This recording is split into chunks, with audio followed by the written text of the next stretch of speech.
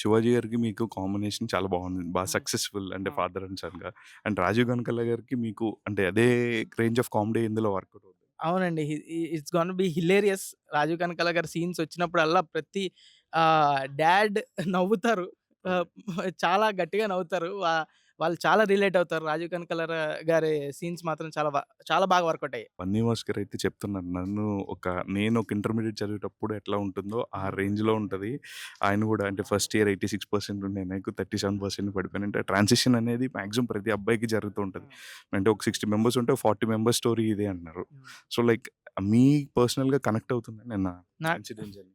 Definitely అండి. నాకు 100% relatable story ఇది. ఓకే. అందరికి చాలా రిలేటబుల్ అవుతది. ఏదో ఒక పార్ట్‌లో ఫ్యామిలీ వచ్చిందంటే పేరెంట్స్‌కి రిలేట్ అవుతారు. ఆళ్ళ పేరెంట్స్‌కి రిలేట్ అవుతారు. ఆళ్ళ కిడ్స్‌కి రిలేట్ అవుతారు. ఒక యంగ్‌స్టర్ వచ్చాడంటే ఈ ఏజ్ యంగ్ గ్రూప్.